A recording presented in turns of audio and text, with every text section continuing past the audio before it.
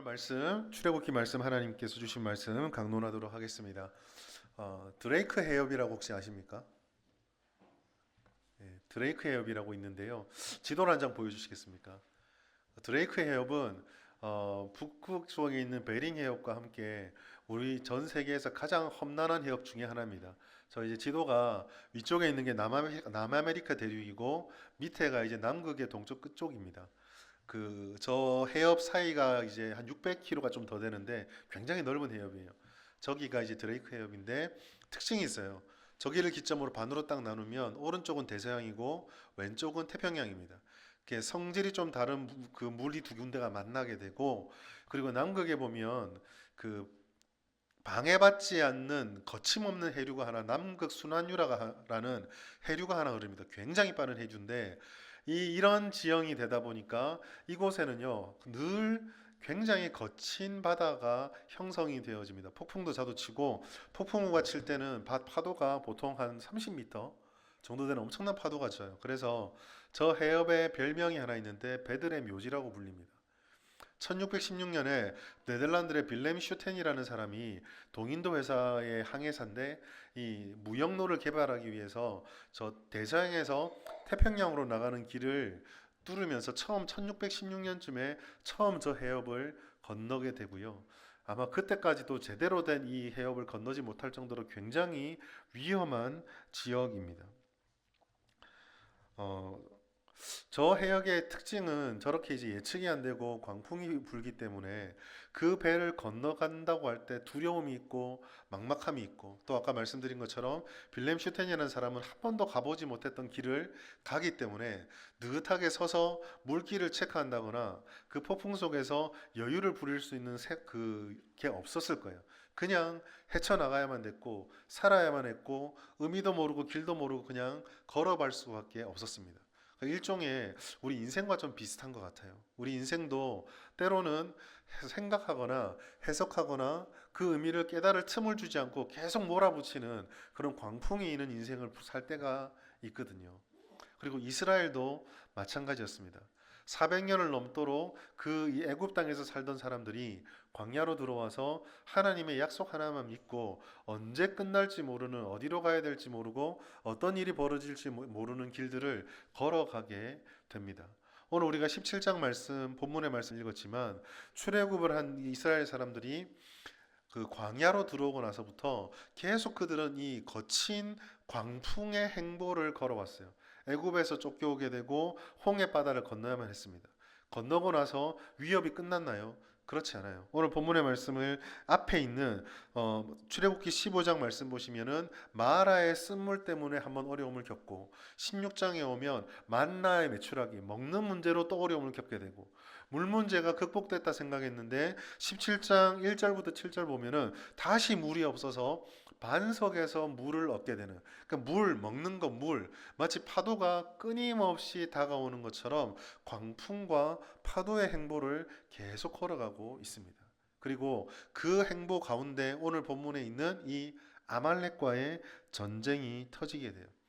광야는 이스라엘 사람들에게 일종의 학교였습니다.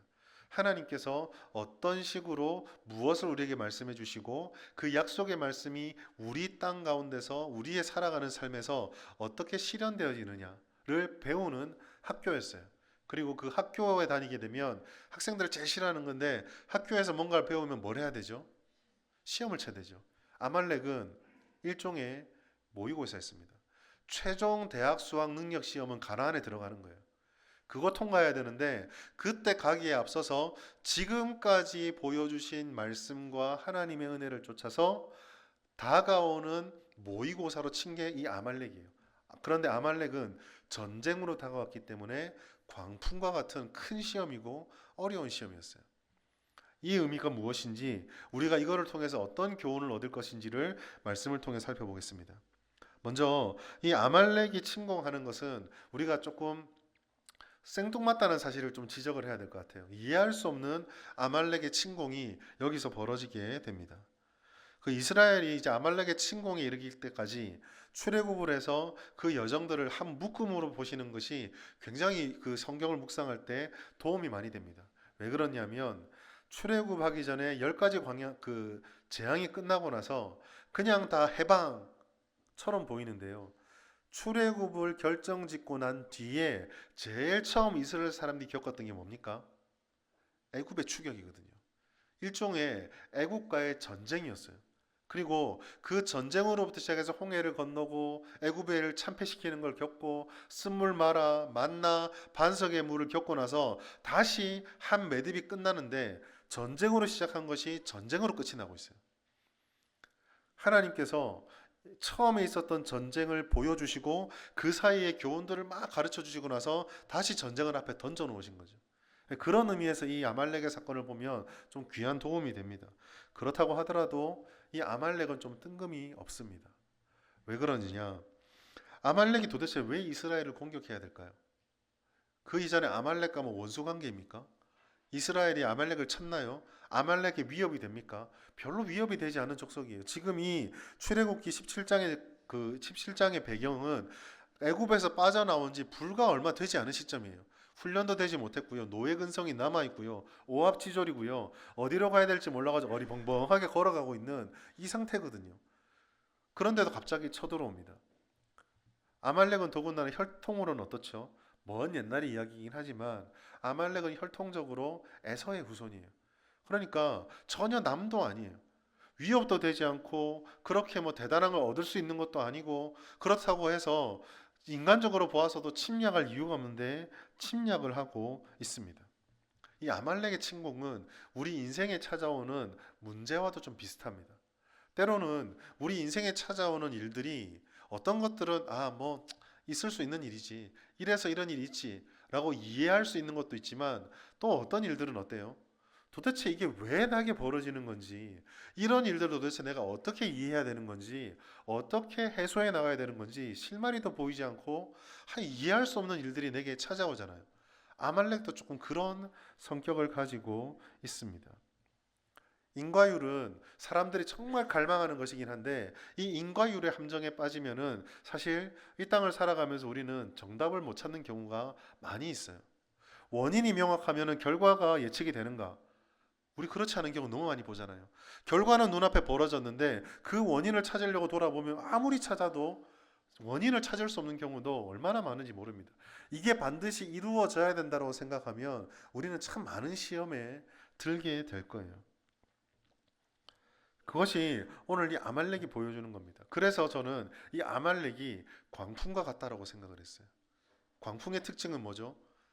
어디서 부는지도 제대로 알 수도 없고 언제 시작되는지도 알 수 없고 어떻게 헤쳐나가야 되는지도 알 수 없는데 엄청 부담이 되는 엄청 나를 힘들게 하는 이 바다 위의 광풍과 같습니다. 그런데 하나님이 오늘 이 말씀을 통해서 이 광풍에도 흔들리지 않는 신앙의 비결, 우리가 어떤 식으로 이 땅을 살아가야 될 건가? 성도들은 그 인생의 인과율로 답할 수 없는 인생의 파도를 어떻게 헤쳐나갈 수 있는가를 말씀해 줍니다. 그 말씀의 교훈은 삼각 기둥으로 우리에게 말씀해 주고 있어요. 첫 번째 기둥은요, 순종의 기둥입니다. 오늘 이 전쟁이 시작될 것 같으니까 모세가 여호수아를 불러서 전쟁을 지시합니다. 출애굽기 17장 9절에 여호수아가 나타나는데 이 여호수아가요 굉장히 중요한 사람이잖아요. 그런데 오늘 이 여호수아가 성경에 제일 처음 모습을 드러내는 장면이 오늘 이 아말렉과의 전쟁 장면입니다. 하나님께서는요 일하시는 방식이 좀 독특해요. 전능하신 하나님이신데 모든 것을 그 스스로 하시면 될 것 같은데 하나님께서는 어떤 역사를 이루실 때 사람을 선택하시고 그 사람을 통해서 역사를 함께 이끌어 갑니다. 근데 이게 참 부담스럽게 느껴지잖아요. 그런데 여러분 그렇지 않아요. 모세를 한번 예를 들어볼까요? 모세는 하나님께 부름을 받았습니다. 출애굽을 하라는 사명을 붙잡고 애굽으로 갔어요. 그 모세가 했던 일들 중에 가장 강력하게 우리에게 인상적으로 남는 건 10가지 재앙이죠. 여러분 근데 그 10가지 재앙에서 모세가 한 게 뭐가 있습니까? 모세가 별로 한 게 없어요.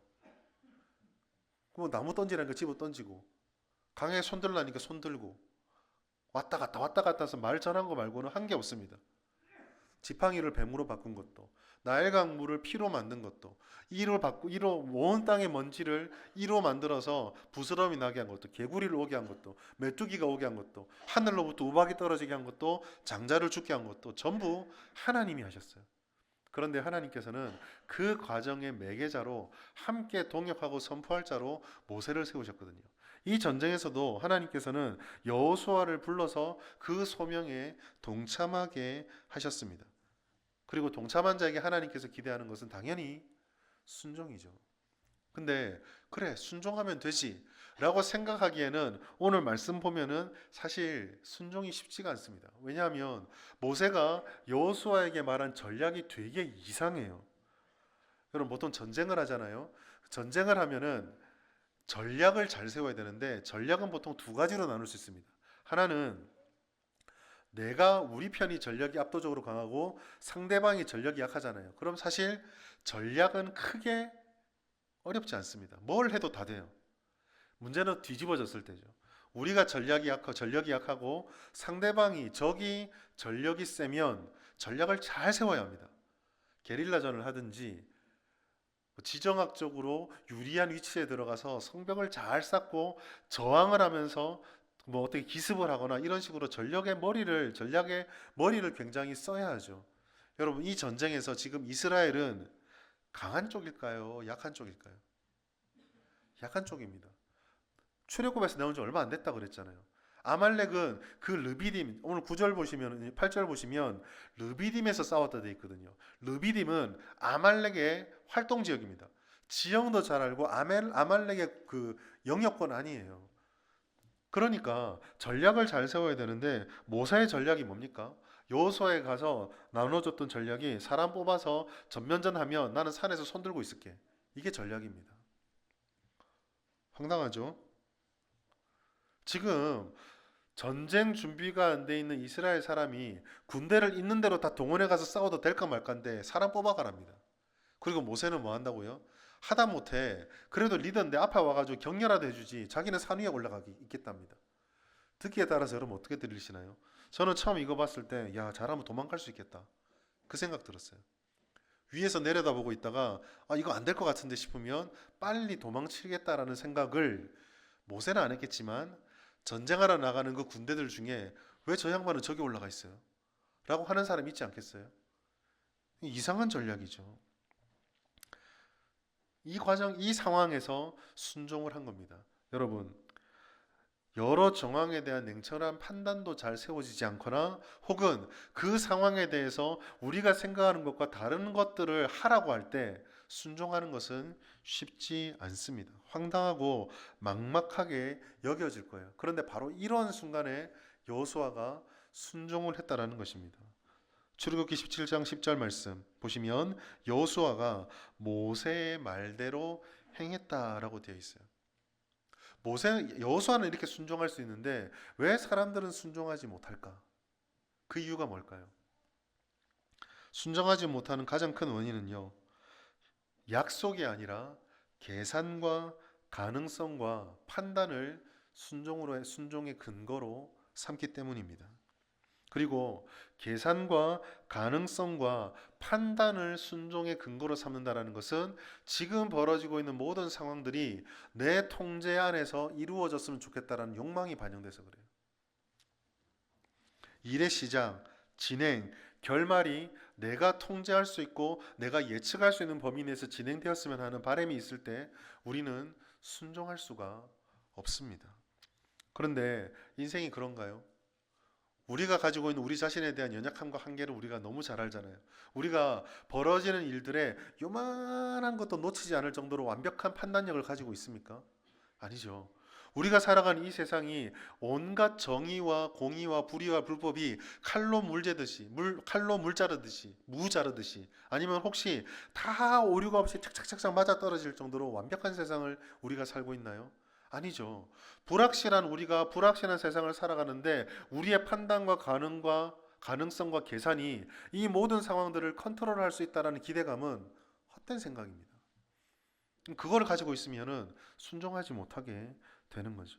하나님께서 오늘 여기에서 여호수아를 통해서 우리에게 보여주는 것 어차피 우리가 예측할 수도 없고 감당하지도 못하는 광풍 앞에서 그 광풍을 뚫으려면 계산이 아니라 약속을 믿는 순종이 우리에게 필요한 것을 여호수아를 통해서 보여준 거예요. 물론 상황과 환경을 판단하는 노력과 의논들, 계획들이 전혀 불필요하냐? 그렇지 않아요. 누가복음 14장 28절부터 30절까지 말씀 보시면 예수님께서 계산하지 아니하겠느냐라고 말씀하셨어요. 망대를 세우는 그 큰 일을 할 때에 아무 계산 없이, 아무 판단 없이, 생각 없이 달려드는 것이 어리석다라는 거죠. 판단은 중요합니다. 그런데 문제가 되는 건 뭡니까? 우리의 판단, 우리의 계산, 우리의 셈법이 하나님을 능가할 때가 문제가 되는 거예요. 계산해야 돼요. 그러나 하나님을 중심에 두고 계산해야 됩니다. 몇 날 며칠을 계획을 세우고 우리의 완벽한 인생 플랜을 A4지 10장 20장 계획해서 하나님께 딱 올려드리면서 마지막에 우리가 해야 될 순종의 자세는 뭐라고요? 이와 같은 계산을 내가 하였으나 주 뜻대로 하옵소서가 돼야 되는데 우리는 어떻습니까? 자, 이렇게 계획을 세웠으니 하나님 이루어 주시옵소서 이래 버리거든요. 항상 거기서 무너지는 거예요. 오늘 말씀을 보시면 이렇습니다. 이스라엘 상황들을 이렇게 수식으로 표현하면 이렇게 계산식으로 할 수 있을 것 같아요. 이스라엘의 군사력 별거 없죠. 지리적 조건 불리하죠. 아말렉의 전력 강하죠. 모세의 전술 이상하죠. 이것을 다 합친 것보다 하나님이 먼저가 되어야 된다는 거예요. 이거를 우리의 인생에 적용하면 이렇게 적용할 수 있습니다. 모든 세상적인 조건과 상황, 이성, 상식, 가치관이 쓸모없다가 아니라 언제나 이것보다 하나님이 더 커야 한다는 거예요. 그래야 우리가 순종을 할 수 있어요. 이 순종의 치열한 기둥이 세워졌을 때 우리는 예측할 수 없는 광풍을 감당할 수 있습니다. 두 번째, 이 순종만 하면 되냐? 나만 순종 잘하면 되느냐? 그렇지 않죠. 이 광풍을 헤쳐나가려면 연대와 동역, 협력의 신앙이 있어야만 합니다. 그게 바로 산 위에 올라가 있었던 모세와 아론과 훌을 통해서 볼 수 있는 것입니다. 그림으로 한번 그려보시면 이 전쟁이 되게 재밌어요. 밑에서 야 싸워라 라고 했는데 위에 보니까 이 수염 막 기르고 지그시 입은 어르신 3명이서 앉아서 손 들었다가 내렸다가 손 들었다가 내렸다가 이러고 있습니다. 근데 여러분 이 의미 없어 보이는 행동이 출애굽기 17장 11절과 12절 말씀 보시면 바로 그 의미가 나타나요. 11절 말씀 보시면 모세가 손을 들면 이스라엘이 이기고 손을 내리면 아말렉이 이긴다라고 말씀하고 있습니다. 여러분 여기서 벌써 산 위뿐만 아니라 산 아래의 전쟁과 산 위의 전쟁이 밀접하게 협력해서 이루어지고 있는 것을 보게 돼요. 여기만 잘한다고 되는 문제가 아닙니다. 위에서도 여전히 그 전쟁에 동참하는 협력이 이루어지고 있어요. 우리가 볼 때는 저기는 땀 흘리고 저기는 유람하고 그렇게 보일 수 있으나 그게 아니라는 거예요. 연결해서 함께 협력하고 있습니다. 그리고 산 위에서도 이 협력이 벌어져요. 어떻습니까? 11절 12절 나머지 부분 보면요 모세가 팔이 피곤한 거예요. 전쟁이 5분 싸우고 끝 아니잖아요. 하루가 될지 일주일이 될지 얼마가 될지 모르는데 그 전쟁의 기간 동안 이 80이 넘으신 어르신이 손 들고 있기가 얼마나 힘들었겠습니까? 지치니까 손을 내리는 거예요. 그 지잖아요. 그걸 바라보면서 아론과 훌이 이제 그 협력의 모습을 보여줍니다. 어떻게 합니까?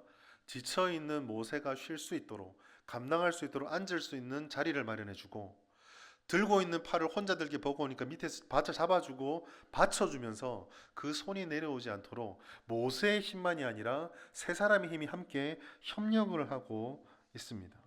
이것이 광풍을 벗어나는 헤쳐나갈 수 있는 두 번째 기둥이에요. 직접 무기를 휘두르는 직접 싸우는 순종도 중요하지만 그 순종하는 사람을 지켜보는 옆에 있는 믿음의 동역자들의 협력과 도움이 중요하다라는 것입니다. 아론과 홀이 어떻게 협력했습니까? 우리가 참 잘 배워야 되거든요. 특별히 우리가 서로의 직분을 존중해주고 서로의 수고를 인정해주는 게 굉장히 필요해요. 여러분 아론과 훌이요 모세를 바라보면서 손 내리니까 리더가 그거밖에 안 됩니까? 좀 참으셔야죠. 밑에서 지금 당신 백성들이 전쟁하고 있는데 이를 악물고 참으셔야죠 라고 하지 않았어요. 모세는 그 정도는 돼야지. 장로는 그 정도는 돼야지. 권사는 그 정도는 돼야지. 그렇게 하지 않았다고요. 목사는 그 정도는 돼야지. 목사는 당연히 이렇게 해야지. 장로는, 권사는, 집사는, 부장은, 누구는 당연히 이렇게 해야지. 그렇게 하지 않으셨어요. 연약함을 인정한 거죠. 도와주면서 잘 감당할 수 있도록. 직분 속에 담겨 있는 그 직무를 수행할 때, 사명을 감당할 때, 그 한 사람이 하는 최선이 있으나 그가 가진 연약함들을 책망하고 그가 가진 연약함들을 그만의 책임으로 던져놓는 것이 아니라 같이 그곳에 뛰어들었던 거예요. 자리를 마련해주고, 손을 들어주고, 지탱해주고, 협력하는 경건이 있었다라는 것입니다.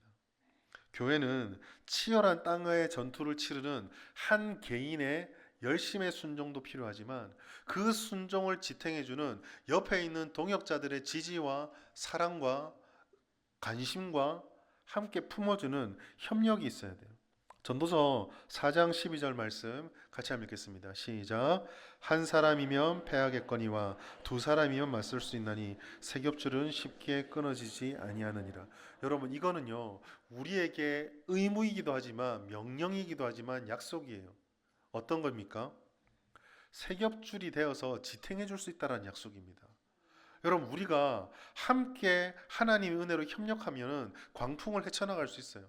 내가 기도해주고 내가 힘이 되어주는 게 그게 무슨 의미가 있을까? 저 집사님의, 저 성도님의 삶의 문제, 순종하는 삶에 무슨 도움이 되어줄까? 아니라니까요.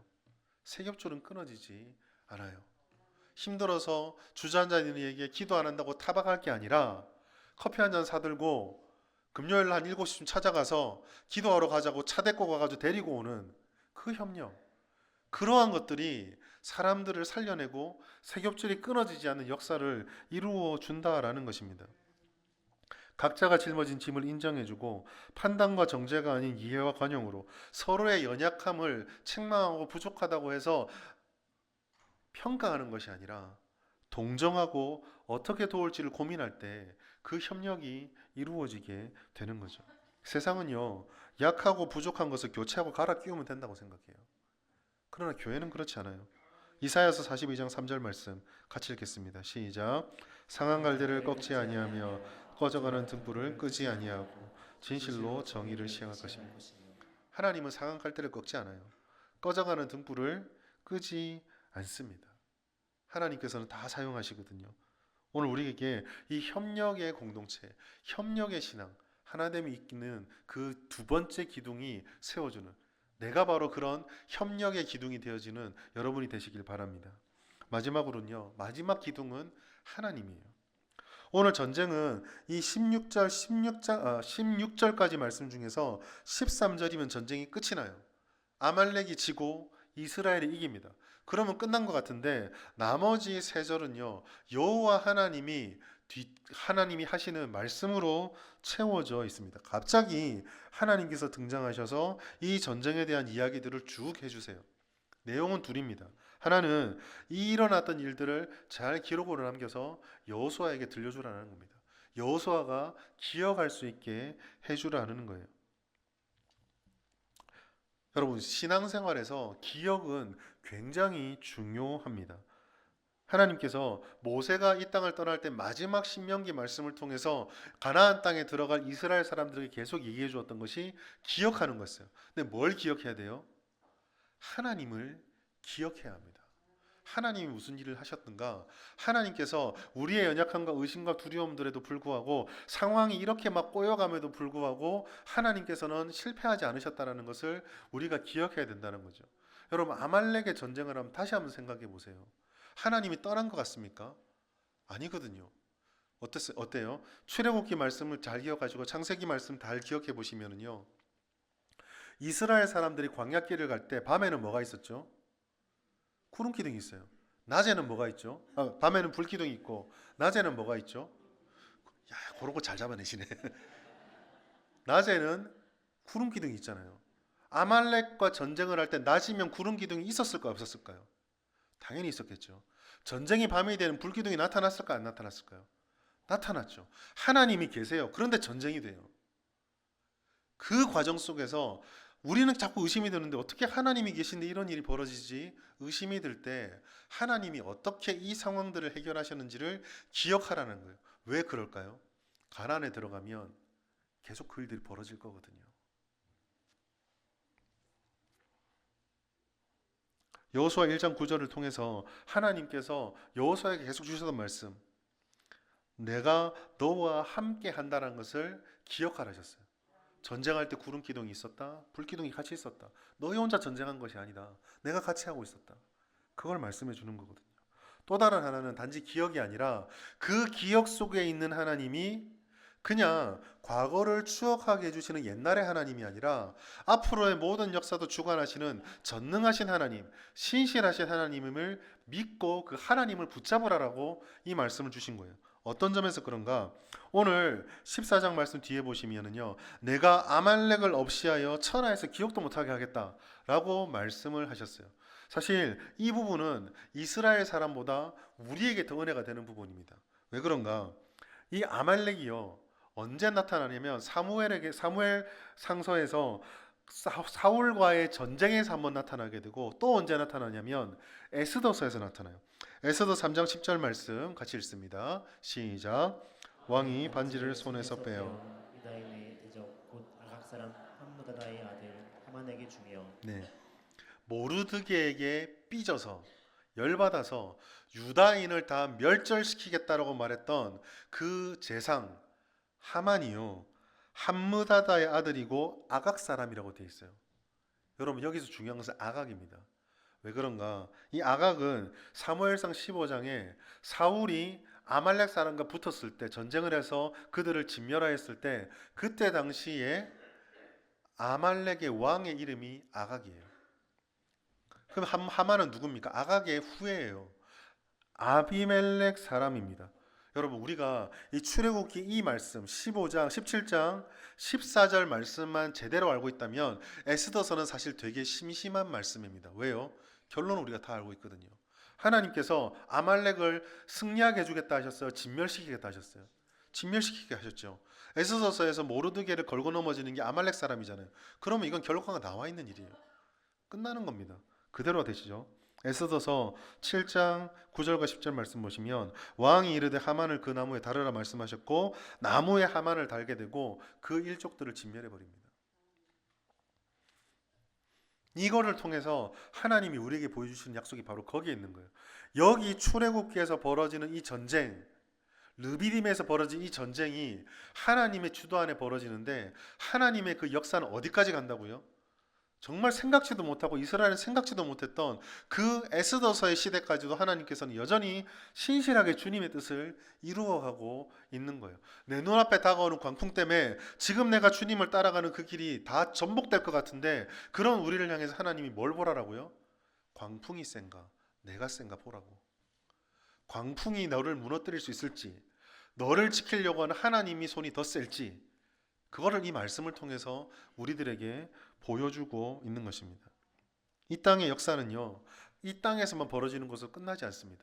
하늘에서 하나님께서는 우리를 전쟁 속에 던져놓고 우리를 삶의 치열함 속에 던져놓고 외면하시는 분이 아니에요. 아말렉과의 전쟁은 모세와 이스라엘과 부딪힌 것이었지만 하나님께서는 그 아말렉을 하나님과 대적한 자로 받아들이셨습니다.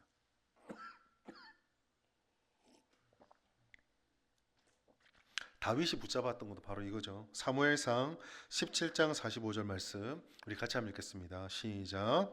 다윗이 다윗이 블레 사람에게 이르되 너는 칼과 창과 단창으로 내게 나가오니야 나는 만군의 여호와의 이름 곧 내가 모욕하는 이스라엘 군대의 하나님의 이름으로 내게 나아가노라. 네. 다윗에게 골리앗은 광풍 같지 않았을까요?